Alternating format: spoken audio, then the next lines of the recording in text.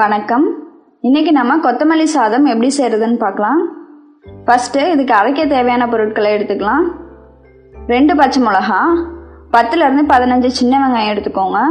1/2 inch சைஸுக்கு இஞ்சி, 6 பல் பூண்டு எடுத்துக்கோங்க. 1 கட்டு கொத்தமல்லி இலை. இது எல்லாத்தையும் சேர்த்து மிக்ஸி ஜாரில் போட்டு நம்ம அரைச்சிக்கலாம். தண்ணி எதுவும் ஊற்ற தேவையில்லை, அப்படியே போட்டு அரைச்சிடுங்க. சின்ன வெங்காயத்தில் இருக்க தண்ணியே போதும். இப்போ நான் கொத்தமல்லி சாதம் கிளறதுக்கு சாப்பாடு வேக வச்சு எடுத்து வச்சுருக்கேன். அதில் கொஞ்சமாக எண்ணெய் ஊற்றிக்கோங்க. அகலமான தட்டில் போட்டு எடுத்து வச்சுக்கோங்க. அப்போ தான் அது உதிரி உதிரியாக இருக்கும். நான் சாதம் கிளறதுக்கு 1 டம்ளர் அரிசியை வேக வச்சு எடுத்திருக்கேன். இது நான் சாப்பாட்டு அரிசி தான் எடுத்திருக்கேன். நீங்கள் பிரியாணி அரிசியில் கூட இது செய்கிறதுனா செஞ்சுக்கலாம். இப்போ நம்ம தாளிக்க ஸ்டார்ட் பண்ணலாம். தாளிக்கிறதுக்கு அகலமான வாணலி ஒன்று எடுத்துக்கோங்க.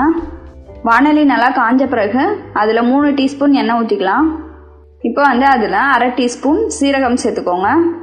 1/2 டீஸ்பூன் கடலைப்பருப்பு, 1/2 டீஸ்பூன் உளுத்தம்பருப்பு. இது எல்லாத்தையும் சேர்த்து நல்லா பொரிஞ்சு கலர் சேஞ்ச் ஆன பிறகு அதில் வெங்காயத்தை சேர்த்துக்கலாம். நான் ஒரு பெரிய வெங்காயத்தை இந்த மாதிரி பொடியாக நறுக்கி எடுத்திருக்கேன். இப்போ 1 கொத்து கருவேப்பிலை சேர்த்துக்கோங்க. இப்போ 1 வரமிளகாயை சேர்த்துக்கலாம். 1/2 டீஸ்பூன் சீரகப்பொடி சேர்த்துக்கோங்க. நல்லா மிக்ஸ் பண்ணிவிட்டு இப்போது நம்ம அரைச்சி வச்ச பேஸ்ட்டை இதில் சேர்த்துக்கலாம்.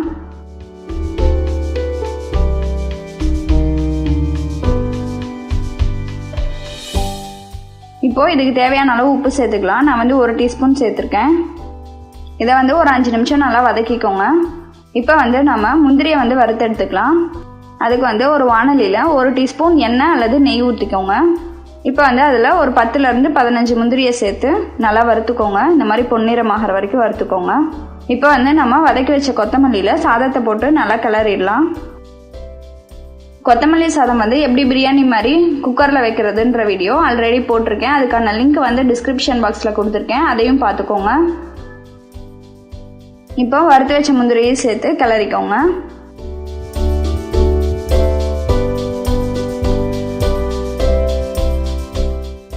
கொத்தமல்லி சாதம் ரெடி ஆயிடுச்சு. இந்த கொத்தமல்லி சாதத்தை நீங்களும் உங்கள் வீட்டில் ட்ரை பண்ணி பாருங்கள். உங்கள் ஃப்ரெண்ட்ஸ்க்கும் ஷேர் பண்ணுங்கள். மறக்காமல் சப்ஸ்கிரைப் பண்ணுங்கள். நன்றி.